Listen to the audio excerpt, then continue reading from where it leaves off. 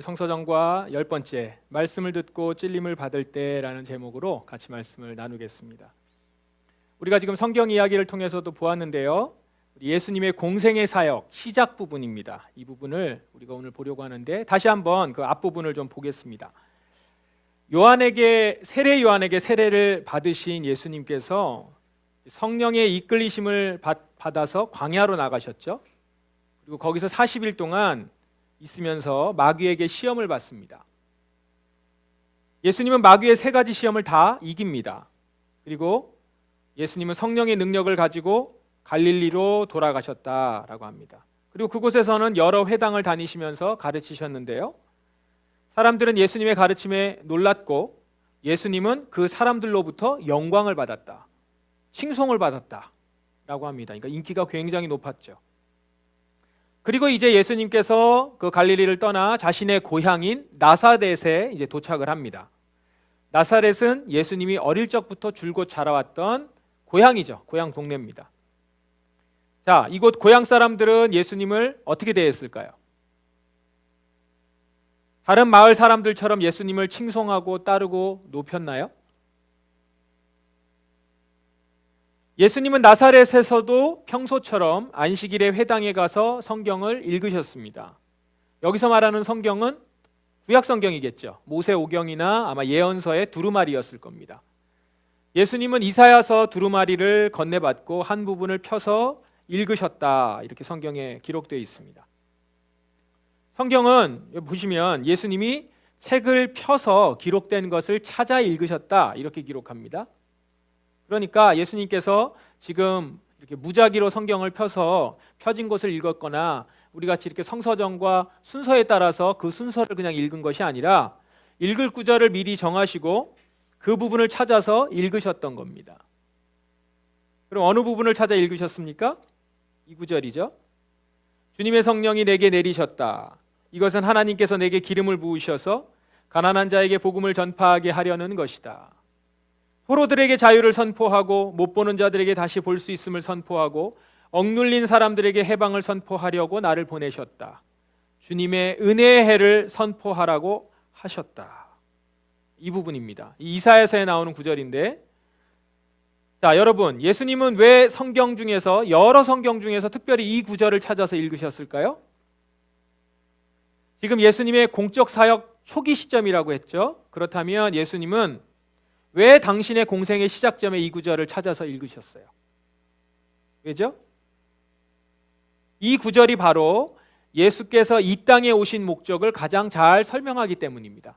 당신의 오신 목적을 잘 설명하기 때문에. 예수님께서 이 땅에 오신 목적이 무엇입니까?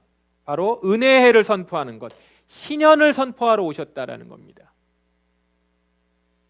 가난한 자들에게 복음을 전파하고 포로들에게 자유를 선포하고 못 보는 자들을 보게 하고 억눌린 자들에게 해방을 선포하려고 오셨다. 이를 위해서 예수님은 십자가에 죽으시고 부활하신 것입니다. 희년이 제대로 지켜지지 않아서 자기 땅을 잃고 가난에 처한 사람들, 그리고 가난 때문에 결국은 자기 몸까지 팔아서 종으로 억눌려 살 수밖에 없었던 사람들, 이 사람들에게 해방을 선포하기 위해서 주의 성령이 예수님께 내리셨다라는 겁니다. 그리고 그 성령의 능력으로 예수님이 이 땅에서 사역을 하셨습니다.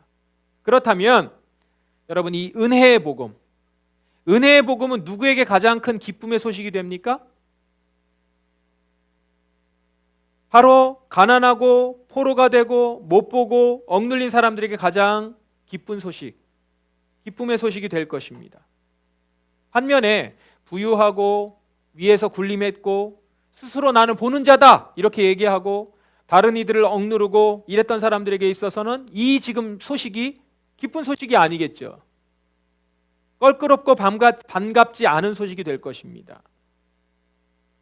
자, 그러면 지금 이 나사렛 회당에 있던 사람들, 예수님의 이 말씀 구절을 읽은 것을 들었던 이 사람들에게는 이 희년의 복음, 지금 예수님이 전한 이 복음이 기쁜 소식이 됩니까? 아니면 껄끄러운 소식이 됩니까? 그건 지금 회당에 있는 사람들이 어떤 반응을 보였는지를 보면 알 수 있겠죠? 이런 반응을 보였습니다. 모든 사람들은, 그 회당에 있던 사람들은 예수님의 입에서 흘러나오는 은혜의 말씀을 이상하게 생각했다. 그러면서 수군거린 겁니다. 이 사람이 요셉의 아들 아니냐? 회당에 있던 사람들은 예수께서 선포하신 은혜의 말씀을 이상하게 생각했대요. 그리고는 저 친구 목수 요셉의 아들 아닌가? 내가 어릴 적부터 커오는 거 봤는데 무슨 소리를 하는 거야? 이런 거죠. 어떤 반응입니까? 이게 좋지 않은 반응이에요. 무시하는 반응이죠. 지금 이사야서 말씀을 읽었는데 그 말씀을 듣고 무시하는 겁니다. 예수님이 선포하신 희년의 복음이 그들에게 그렇게 반가운 소식이 아니었던 것이죠. 아마도 그들은 가난하지도 억눌리지도 않았던 사람들이 많았을 것이고 스스로 나는 좀 잘 보고 있다 라고 하는 사람일 것이고, 그러니까 지금 예수님께서 선포하신 해방의 복음이 반갑지 않은 거죠. 오히려 지금 이 체제에 잘 적응하며 살고 있는데 뭐 갑자기 은혜의 해를 선포한다고 그래요. 굉장히 언짢았던 겁니다.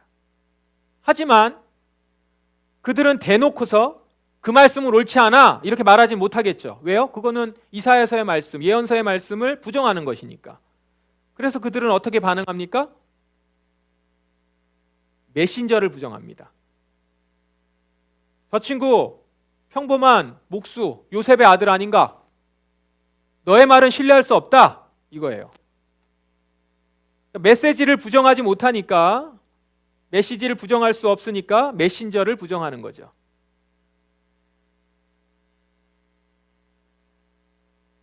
지금 이 백성들, 이 유대인들의 마음을, 이 사람의 마음을 지금 예수님께서 꿰뚫어 보고 계십니다. 그들의 속을 정확히 짚으셨어요. 그래서 이렇게 얘기합니다. 전혀 좀 다른 얘기 같은데 갑자기 이 얘기를 해요.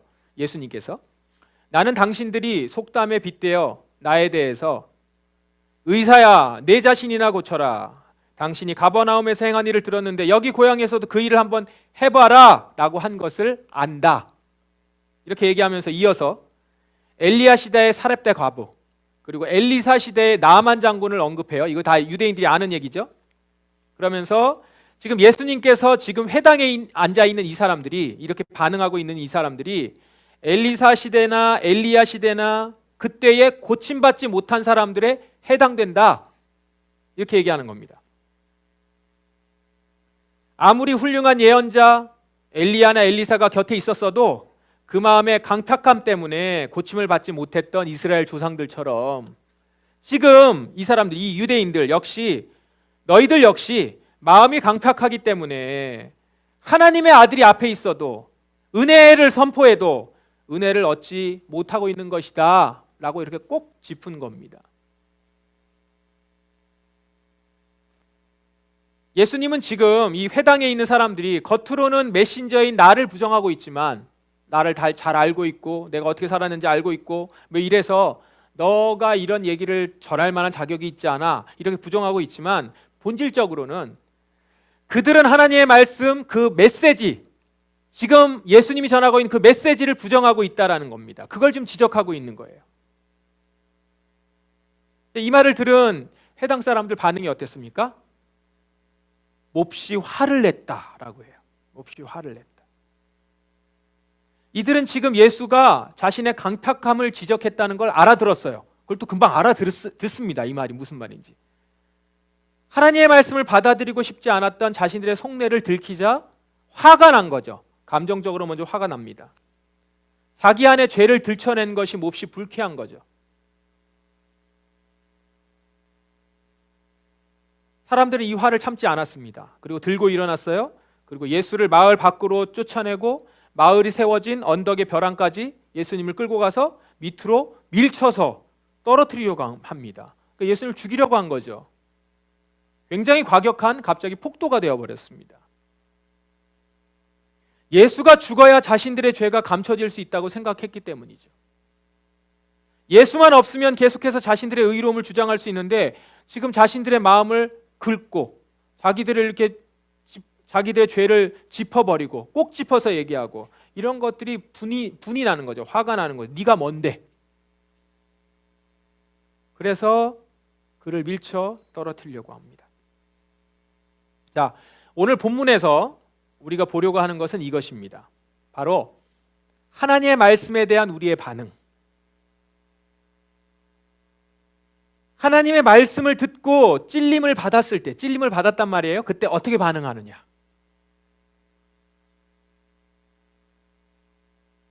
당시 회당에 있던 사람들은 예수님께서 전하신 하나님의 말씀을 듣고 찔림을 받았습니다. 찔림을 받은 것까지는 뭐 다 받을 수 있죠. 근데 그래서 어떻게 반응했어요? 메시지를 부정할 수 없으니까 메신저를 문제 삼았어요. 이 사람 우리가 다 아는 요셉 아들 아니냐? 저 사람이 이 말 전할 자격이 있어? 그리고 예수님께서 그런 그들의 강팍한 마음을 지적하시지 않지. 거기서 끝날 수 있는데 예수님 그걸 지적하셨단 말이에요. 너희들은 지금 나를 공격하는 것은 나를 공격하는 것이 아니라 사실은 말씀을 받아들이고 싶지 않아서 그런 거야.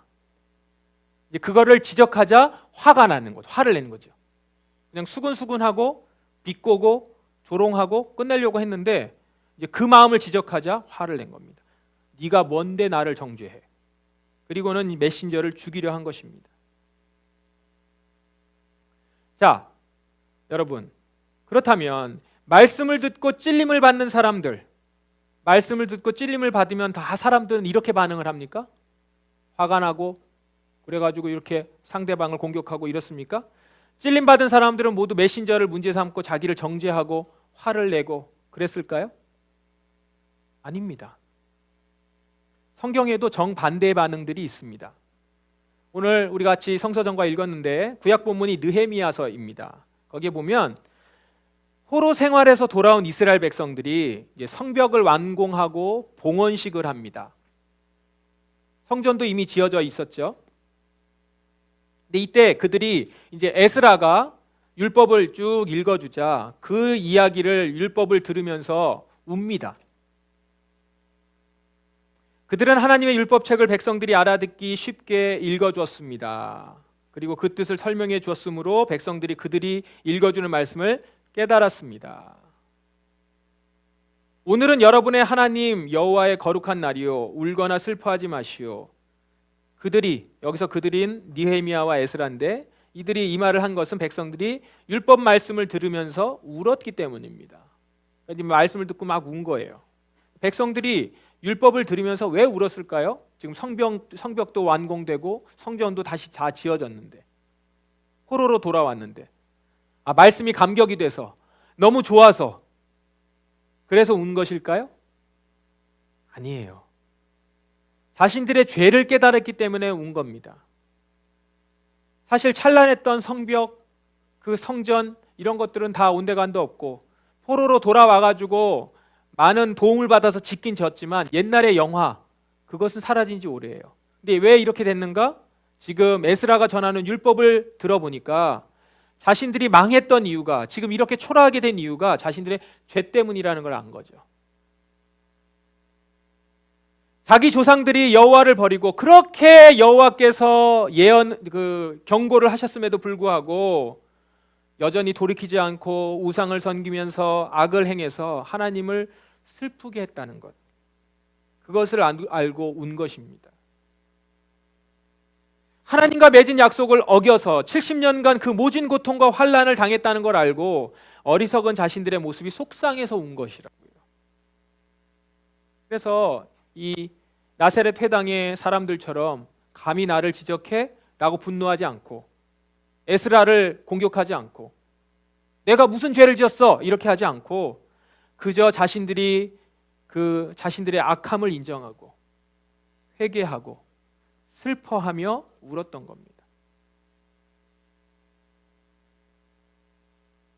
이렇게 반응을 했어요. 그리고 화요일 본문에 보면 화요일 성서전과에 보면 여러분들은 그 본문을 묵상을 지금 안 하지만 그 본문에도 말씀 앞에서 이렇게 찔렸지만 지금 나사렛 회당에 있었던 그 사람들과는 다른 반응을 했던 사람들이 또 나옵니다. 고린도 후서에 나오는데요. 고린도 교인들이 그랬습니다. 그걸 보고 바울이 이렇게 얘기를 해요. 여러분이 그 편지로 인해서 잠깐이나마 마음 아파했다는 걸 알고는 나 자신도 후회를 하였지만 지금은 오히려 기뻐합니다. 그것은 여러분이 아파함으로써 회개를 하게 되었기 때문입니다. 하나님의 뜻에 맞는 슬픔은 회개하여 구원에 이르게 함으로 후회할 것이 없습니다. 고린도 교회 사람들이 사도 바울이 보낸 편지를 읽고 마음을 아파했대요. 그 전에 보냈던, 그래서 이렇게 많이 혼을 내는 편지를 보냈잖아요, 고린도전서에. 그걸 읽고 마음이 아파했다는 거예요. 왜냐하면 바울이 고린도 성도들의 죄들을 이렇게 지적했기 때문에요. 처음엔 사도 바울도 자신의 지적 때문에 고린도 성도들이 마음 아파한다는 소식을 듣고 후회합니다. 내가 너무 심했나? 이제 이랬겠죠. 그러나 결국은 오히려 바울은 오히려 기뻐한다고 말을 해요. 왜요? 그들이 아파함으로 회개를 했기 때문에. 아파함으로, 찔림으로 회개했기 때문에. 사실 고린도 교인들은 바울의 편지를 읽고 무시하면 그만이었을 수 있습니다. 실제로 당시 교인들 중에 일부는 바울을 무시했어요. 바울, 당신이 뭔데 우리한테 이렇게 지적을 해? 이렇게 했어요. 그래서 사도권을 문제 삼았잖아요. 사도권 문제 삼은 게 그 메신저를 공격한 거예요. 사역자로서 그의 역량을 문제 삼은 겁니다.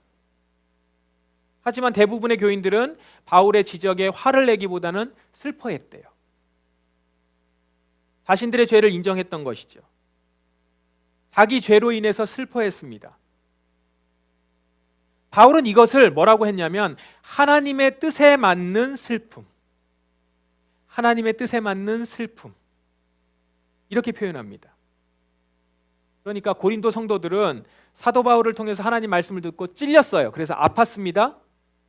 그때 메신저 바울을 문제 삼지 않고 하나님 말씀 자체를 겸손히 받아들이면서 찔린 것을 갖고 아파한 거죠. 찔려서 화를 낸 게 아니라 찔려서 슬퍼했습니다. 그리고 그 슬픔은 그들로 회개로 이끌어서 구원에 이르게 했다라는 겁니다. 하나님의 뜻에 맞는 슬픔.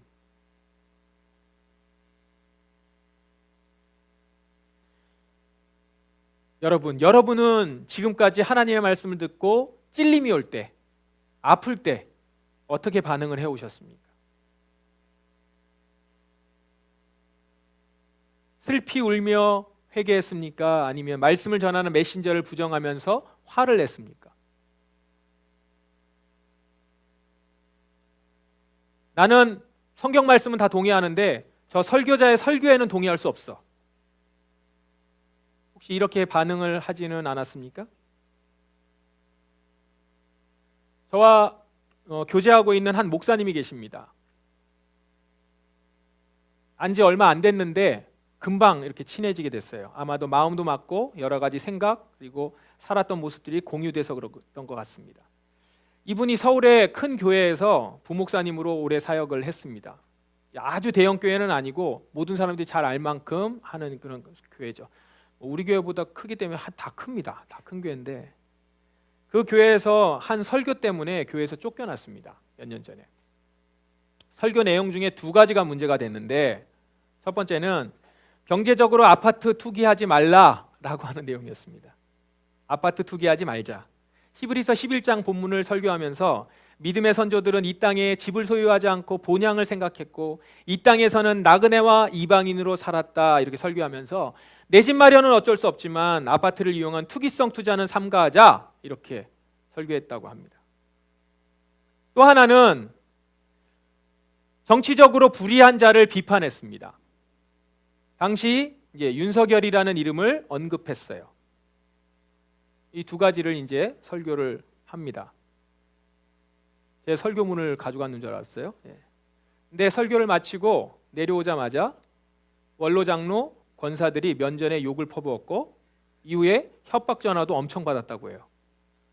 제가 이 얘기를 들으면서 얼마나 깜짝 놀랐는지. 그리고 교회는 이것을 용납하지 않았고 많은 사람들이 목사님 설교에 동조를 했어요. 동의도 했지만 아무도 목사님을 방어해 주지 않은 거예요. 침묵한 거죠. 그리고 그냥 지나쳤습니다. 그래서 결국 이분은 지방으로 내려가서 지금은 그냥 인문학 강의를 하면서 지내고 있습니다. 몇 군데 교회 청빙도 받았지만 결국은 이 쫓겨난 얘기를 듣고 또한 거기까지 전화를 해서 이렇게 청빙을 받았다가 다시 취소되고 그걸 한 서너 번 하다가 이제 결국은 가지를 못하게 됐습니다. 그 얘기를 듣고 있던 다른 목사님도 자기도 똑같은 일을 겪어서 교회에서 이제 자기 집안까지 이단 시비를 걸고 이랬다고 합니다. 금방 친해졌겠죠? 설교를 들었던 이 장로님, 권사님들이 어떤 마음이었을지. 자, 여러분, 그 설교를 들었던 장로님, 권사님들 마음, 어떤 마음이었을까요? 어떤 마음이었기 때문에 이랬을까요? 이해되십니까? 안 돼요? 혹시 이해가? 난 되는데. 이 목사님이 구체적으로 정치 얘기나 부동산 얘기를 언급하지 않고 그냥 성경을 읽고 두리뭉실하게 적용을 했다면, 의롭게 살아야 됩니다, 하나님의 뜻대로 살아야 됩니다, 검소하게 살아야 됩니다, 정직하게 살아야 됩니다, 이제 이렇게만 얘기하고 넘어갔다면 아무 문제 없었을 겁니다. 설교도 잘하시는 분이거든요. 그 장로님이나 권사님들도 아멘 아멘 하면서 은혜 받았다고 할지 모르겠습니다. 그러나 지금 이 목사님이 정치 이슈, 사회 이슈를 가지고 얘기했기 때문에, 근데 사실 그걸 가지고 뭘 얘기한 거예요?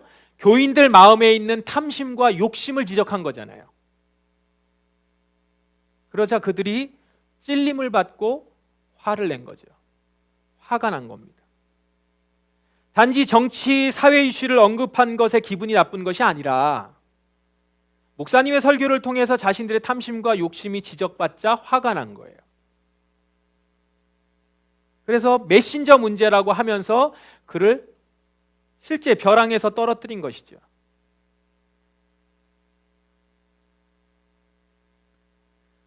남의 교회 얘기라고 듣지 마십시다. 여러분도 한번 돌아보십시오. 내 가운데 혹시 이런 마음이 있지는 않은지.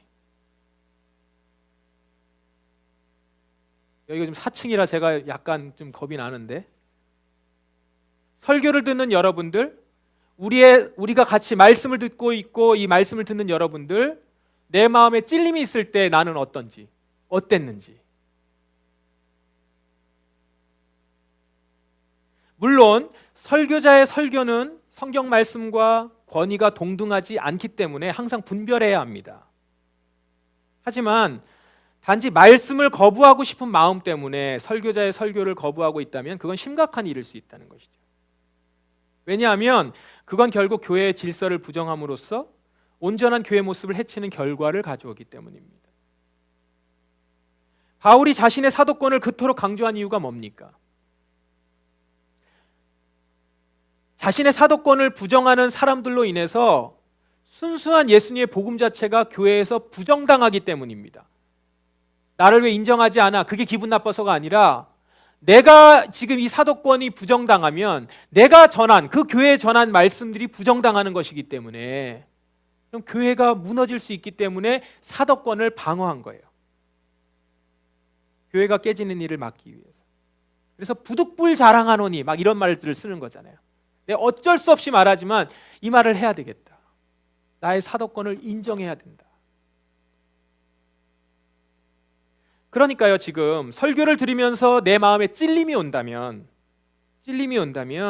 혹은 설교뿐만 아니라 형제 자매들을 통해서 우리가 신앙생활을 하는 가운데 메시지가 들려져서 찔림이 온다면, 어떤 사람의 모습을 보고 내가 그렇지 못한 거야, 찔림이 올 수 있잖아요. 그런다면 그 음성을 하나님의 말씀으로 듣고 슬퍼하며 회개하는 길로 나가야 된다는 거죠. 그저 기분 나빠하면서 거절하거나 아니면 그 사람을 공격하거나 무시하거나 조롱하거나 이러면 안 된다는 겁니다. 그리고 또 하나 조심해야 되는 거, 우리는 보통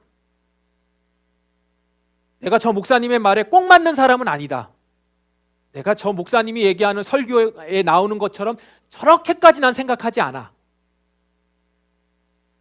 그래 내가 죄인인 것은 맞지만 그래도 나도 선한 의도가 있었고 내가 다 잘못한 건 아니잖아, 내가 그렇게까지 죄인은 아니지 않는가, 이렇게 생각하는 거죠.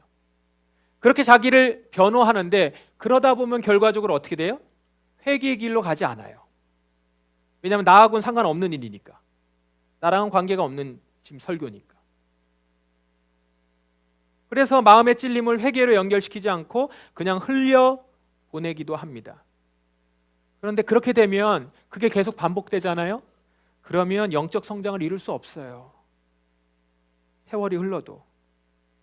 영적 성장이 없는데 신앙 연수만 늘어가잖아요. 목이 곧아지겠죠. 교만해지죠. 경험치는 늘어나니까. 들은 건 많으니까.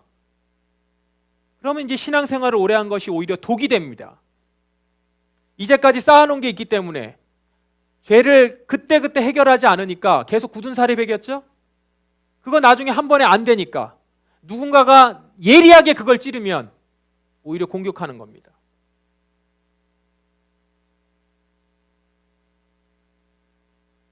그래서 무엇보다 자신이 속한 공동체에 신앙 연수가 늘어나면 그만큼 영향력도 클 텐데 자신이 속한 공동체에 큰 어려움을 주게 되는 것이죠. 여러분이 말씀을 듣고 찔림이 올 때, 주변 사람들을 통해서 지적을 받을 때, 여러분 그때 화내지 마시고 슬퍼하시기 바랍니다. 본래 말씀은 살아 운동력이 있기 때문에 우리에게 찔림이 올 수밖에 없어요. 원래 그 토라라고 하는 말이 찌르다라고 하는 말에서 나왔어요. 말 자체가 그래요. 말씀 자체가 그렇다라는 거예요. 그래서 말씀이 들어오면 양심에 찔림이 있을 수밖에 없어요. 우리는 연약한 죄인이기 때문에. 그러면 그때 오는 슬픔은 하나님의 뜻에 맞는 슬픔이에요. 나쁜 게 아닙니다. 그것은 여러분을 회개로 이끌어서 구원함에 이르게 하는 거예요. 그러므로 그런 마음을 찔려서 아픈 마음을 당연한 것으로 여기고 눈물과 회개로 주 앞에서 엎드리기 바랍니다. 그럴 때 여러분의 영의 눈이 열릴 것입니다. 그리고 영적 분별력을 갖게 될 것입니다. 그리고 그 영적 분별력으로 이제는 내 주변에 일어나는 일들도 영적으로 해석할 수 있는 사람이 되는 거예요. 그게 영적으로 성장하는 거고 자라는 거죠. 그리고 현재 우리 사회에서 지금 일어나고 있는 여러 가지 일들에 대해서도 단지 혈과 육의 정파 싸움으로 보지 않고 정의와 불의의 영적 싸움임을 분명히 분별할 수 있게 될 것입니다. 사랑하는 포도나무 성도 여러분, 우리를 구원에 이르게 할 이러한 찔림 많이 받으시고 많이 엎드리셔서 슬픔 가운데 회복되는 기쁨, 그 가운데 주시는 구원의 참 감격과 은혜, 이것들을 많이 누리실 수 있는 주의 백성들, 사랑하는 주의 성도들 되시기를 주님의 이름으로 축원합니다. 기도하겠습니다. 시간 기도합시다. 주님, 하나님의 뜻에 맞는 슬픔을 말씀을 통하여 받고 그 안에서 엎드리기 원합니다. 오늘 내 마음 가운데 주시는 말씀들, 그 말씀 가운데 내 마음에 찔림이 있을 때 때로는 화가 날 수도 있는 것 가운데 주님 앞에서 슬픔으로 엎드려 주 앞에 나아갈 수 있는 자 되게 하여 주시옵소서. 이 시간 이렇게 주님 앞에 간구하며 기도하십시다. 기도하겠습니다.